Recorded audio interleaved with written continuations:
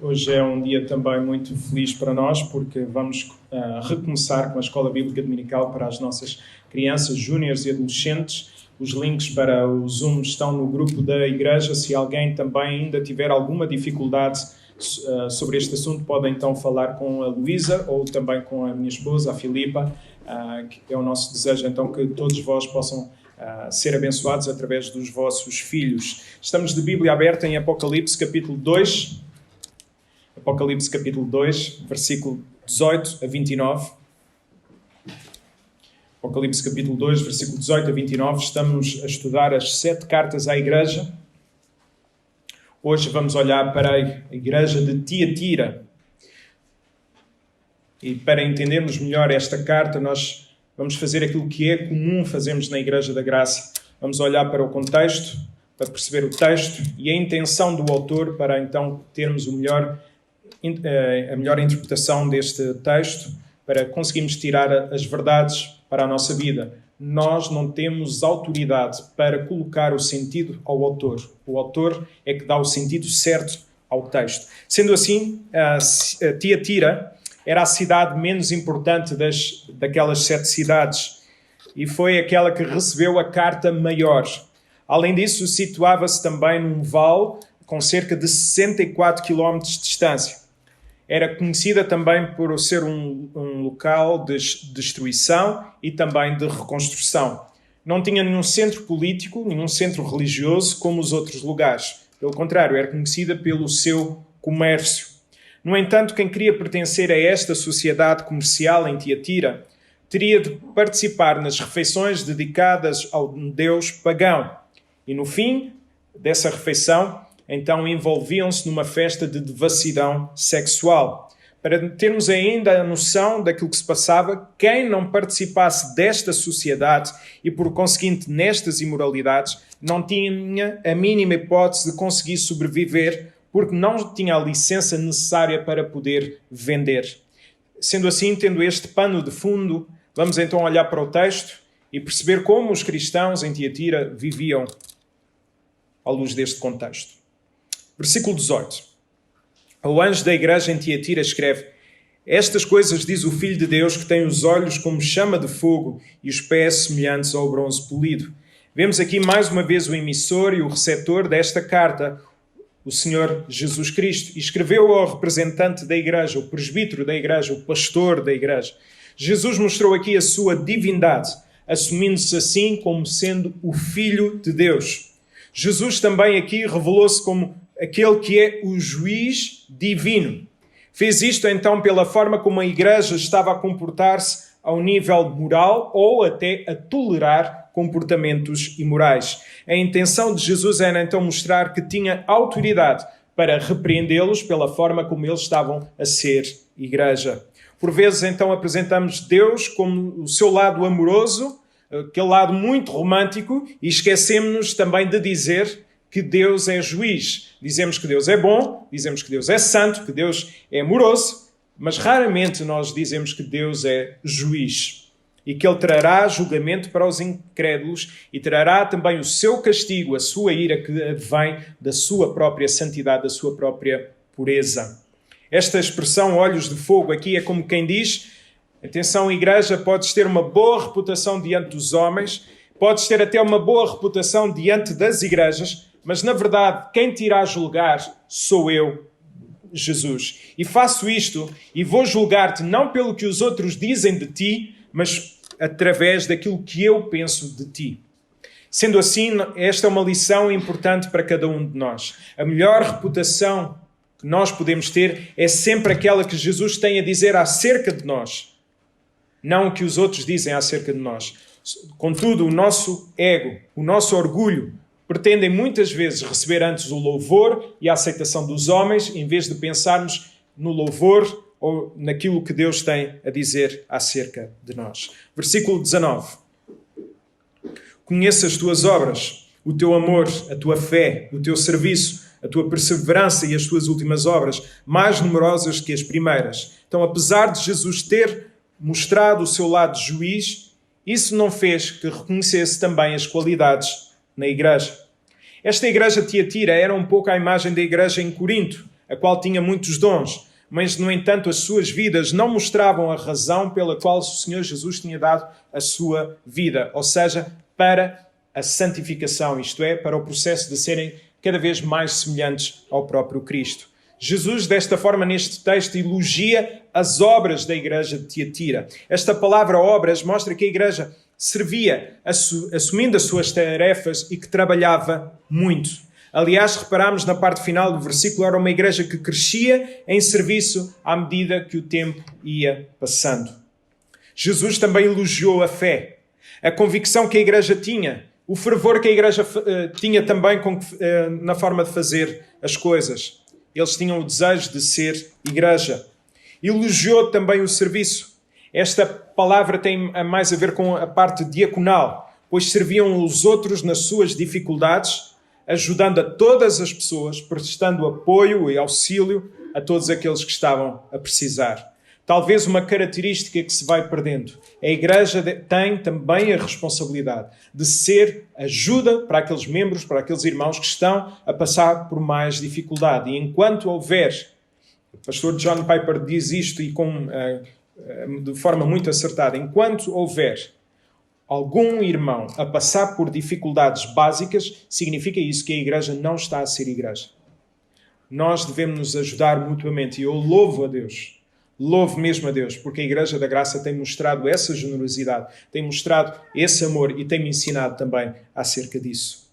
Por último, Jesus elogiou a perseverança, isto é, a Igreja, certamente que não todos os crentes, como nós já iremos perceber, tinha estabilidade e não se desviava do propósito para o qual tinha sido chamado, mesmo diante das provações ou tentações que a própria sociedade exercia. Versículo 20. Tenho, porém, contra ti o tolerares que essa mulher, Jezabel, que a si mesma se declara profetisa, não somente ensine, mas ainda seduza os meus servos a praticarem a prostituição e a comerem coisas sacrificadas aos ídolos. Então, depois de ter elogiado algumas posturas de certos cristãos em Tiatira, Jesus critica a outra parte da igreja. Por causa de quê? Da tolerância existente. A palavra tolerância dá-nos a ideia de conceder, de permitir, de deixar, de não repreender, como também de ir atrás daquilo que estava a ser ensinado. Jesus, sendo assim, repreendeu a igreja por tolerar uma mulher como Jezabel. É comumente aceito pelos comentaristas que este não era o nome verdadeiro desta mulher. Era sim a forma simbólica que Jesus mostrou à igreja o quão maléfica ela estava a ser, devido, então, também a que Jezabel fez no Antigo Testamento. E se nós olharmos para 2 de Reis, capítulo 9, versículo 22, perceberemos que Jezabel, além das muitas obras terríveis que fez, provavelmente a mulher mais maquiavélica de todo o Antigo Testamento, estabeleceu um culto idólatra em vez de o culto ao nosso bom Deus. E, além disso, promoveu práticas ocultas e sexuais entre o povo de Israel. Nesse sentido, esta mulher em Tiatira, a quem Jesus deu o nome de Jezabel, intitulava-se, reparem no texto, a igreja não a considerava como tal, mas esta mulher considerava-se como sendo profetisa. Ensinava então desta forma que não havia problema algum em comer carne sacrificada aos ídolos, participando também das festas pagãs, como também incentivava os cristãos a participarem depois nas imoralidades sexuais. Jezabel ensinava estas coisas e permitia e tolerava todos estes ensinos porque sabia que os cristãos, se não pertencessem a estas sociedades, iriam passar por muitas dificuldades. Ou seja, vale a pena colocar em causa a nossa fé se for a nossa subsistência. Vale a pena deixar Cristo de lado para sermos aceitos pelo mundo. E este é um grande desafio também para nós, acerca daquilo que temos feito, acerca daquilo que temos ensinado. Porque o povo corrompia-se através do falso ensino, porque achava que o espírito era importante e, por isso, aquilo que fazemos com o corpo não tem grande significado. No entanto, devemos saber que Deus irá castigar severamente. Vemos isso no texto, e castigou severamente esta mulher, mas também irá castigar severamente todos aqueles que imitem falsos ensinos nas igrejas. E este é um peso no qual tenho sobre os ombros. Tudo aquilo que é ensinado na Igreja da Graça, desde os mais novos até os mais velhos, tudo o que é ensinado em nome desta Igreja, não são os irmãos que irão prestar contas, mas eu irei prestar contas diante de Deus. E Tiago capítulo 3, versículo 1 diz que eu tenho um juízo mais severo. Por isso é que às vezes eu sou muito duro com aquilo que é ensinado. Versículo 21. Dei-lhe também tempo para que se arrependesse. Ela, todavia, não quer arrepender-se da sua prostituição. Acredita-se então que esta mulher, de nome aqui, Jezabel, já tinha sido repreendida anteriormente, mas que ela continuou a fazer as mesmas coisas. Ela não se quis arrepender e por isso não podemos isentá-la da sua responsabilidade da escolha que fez. O problema é que esta igreja continuou a tolerar este falso ensino e fez com que muitos fossem atrás dela. Talvez dissesse, não, nós devemos ser amorosos. Pastor, não seja assim.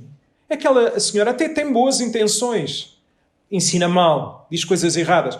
Mas devemos ser amorosos. Devemos mostrar este lado bom.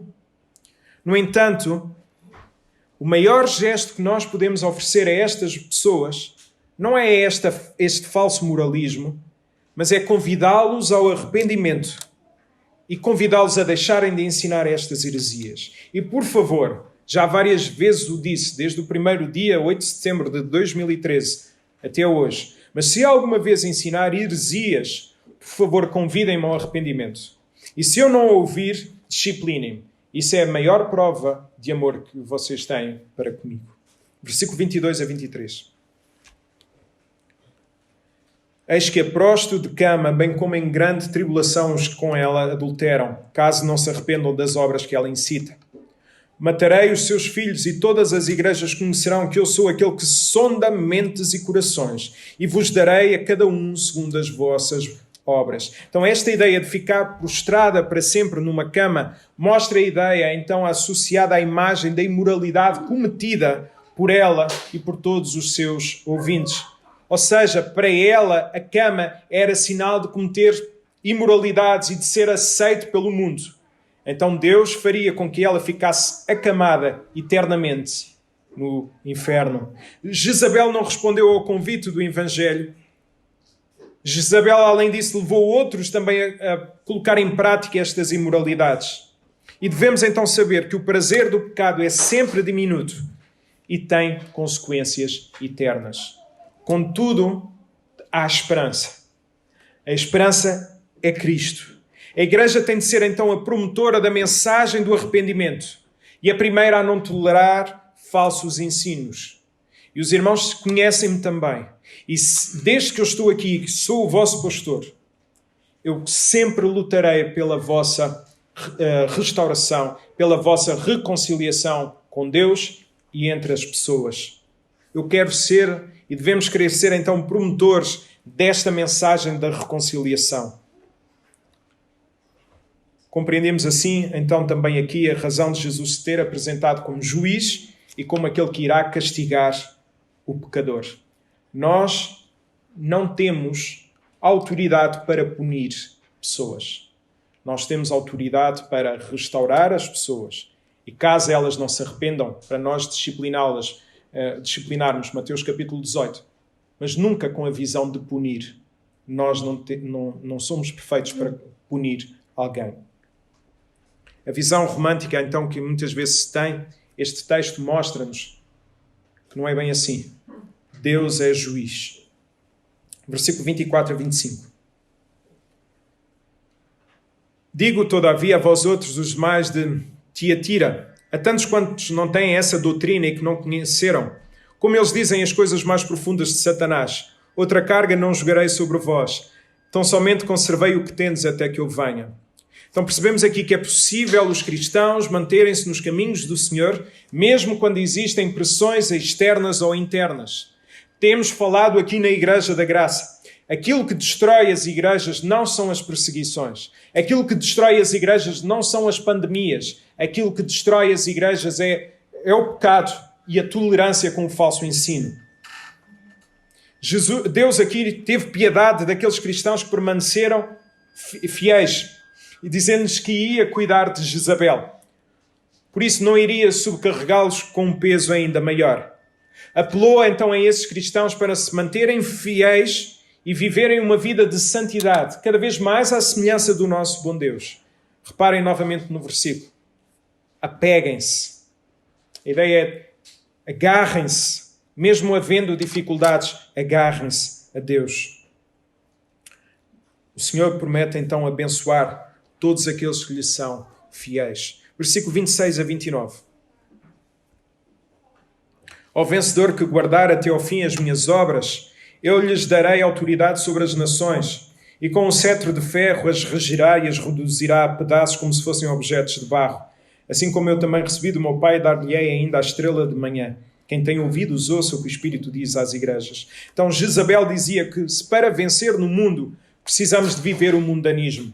Isto é, para serem bem-sucedidos, teriam de entrar em negócios obscuros e em todo o tipo de imoralidades. O que eles estavam a tentar dizer é que se nós cristãos quisermos viver a nossa fé, não teremos hipótese de sobreviver neste mundo. Mas quero-vos dar um exemplo pessoal. Não é para, de todo, de forma alguma, mostrar o meu lado bom, coisa parecida. Até acho que costumo mostrar muitas vezes o meu lado mau. Mas quando eu, no Porto, trabalhei numa companhia de seguros, quando eu entrei, vários colegas meus diziam que eu não tinha hipótese alguma se eu quisesse levar a minha fé a preceito. Não ia ter hipótese alguma de sobreviver, porque o mercado de negócios às vezes não se pode dizer tudo, porque se formos transparentes nós não vamos conseguir vencer. Então é preciso de vez em quando não enganar, mas não dizer tudo. E eu disse-lhes o seguinte, eu nessa altura tinha mais força talvez do que hoje, mas disse-lhes o seguinte, eu vou-vos mostrar que vocês estão errados.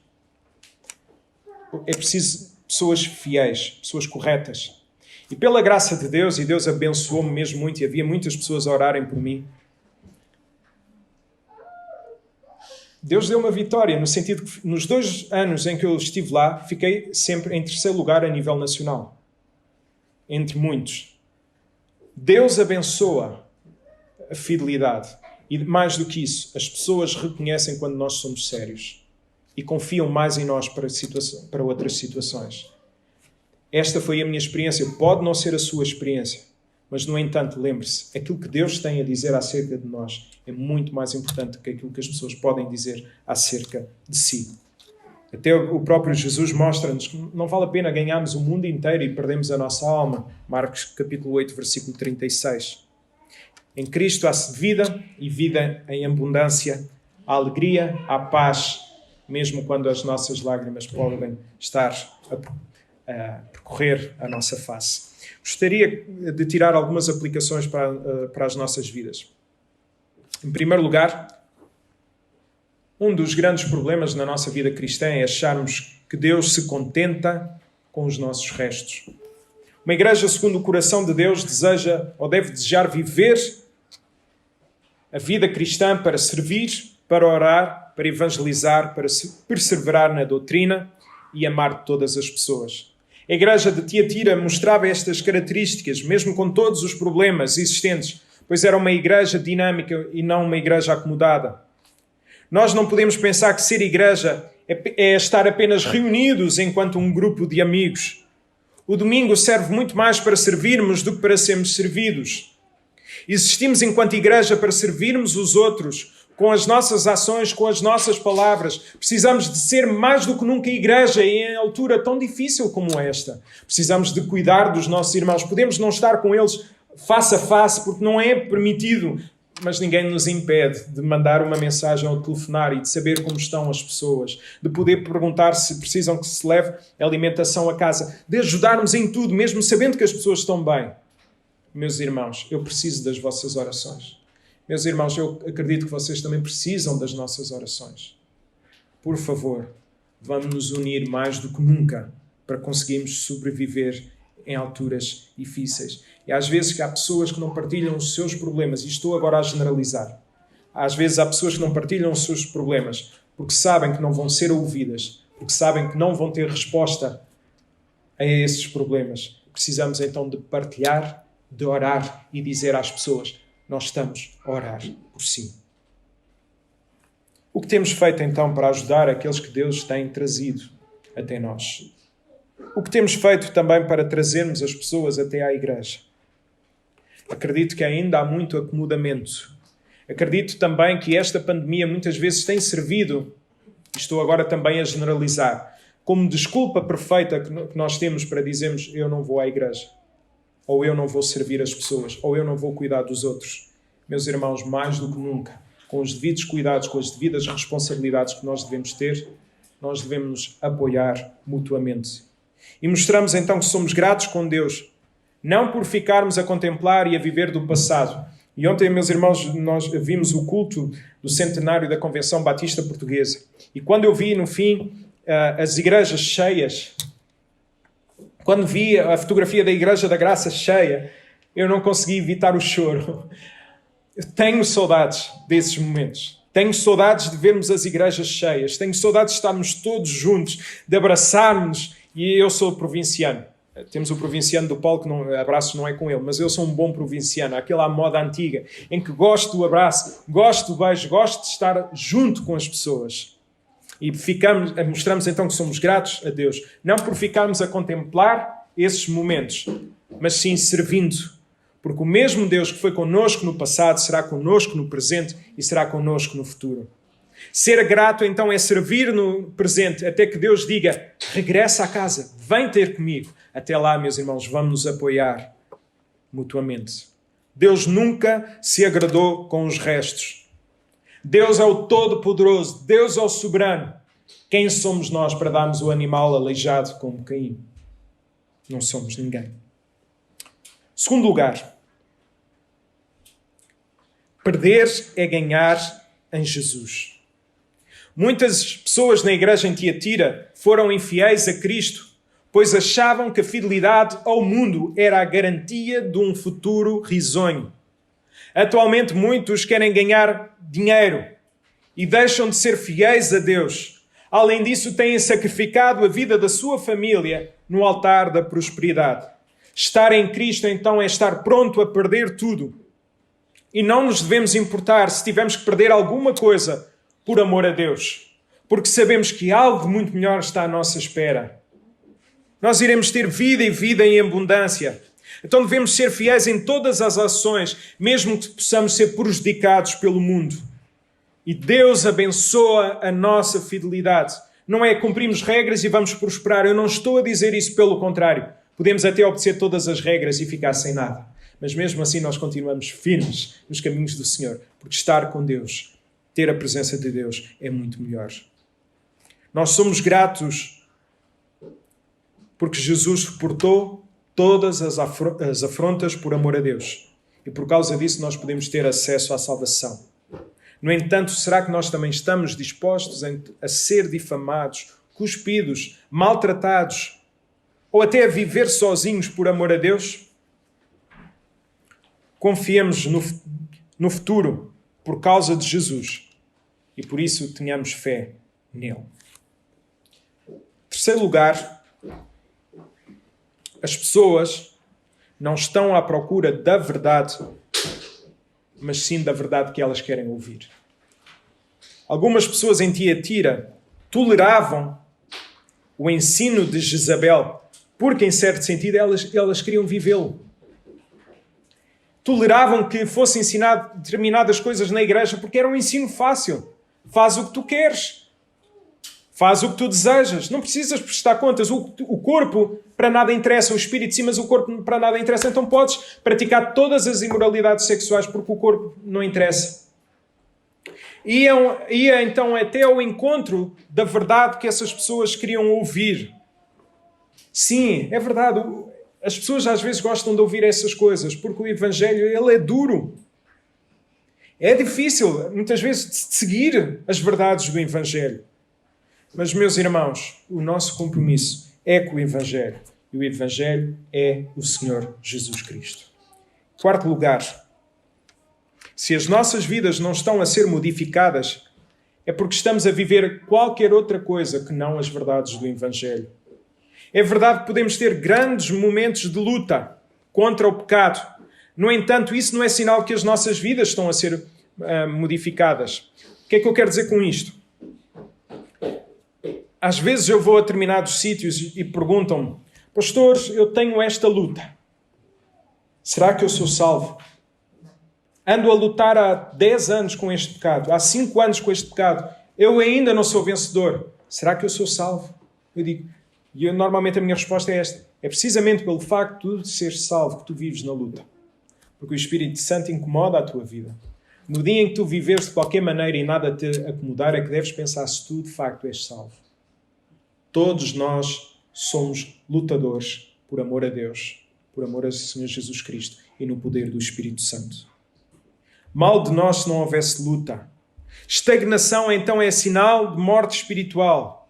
Devemos então fazer as mudanças necessárias. As nossas vidas existem então para que o Evangelho seja conhecido. Os nossos casamentos existem para que o Evangelho seja conhecido. A nossa igreja existe para que o Evangelho seja conhecido.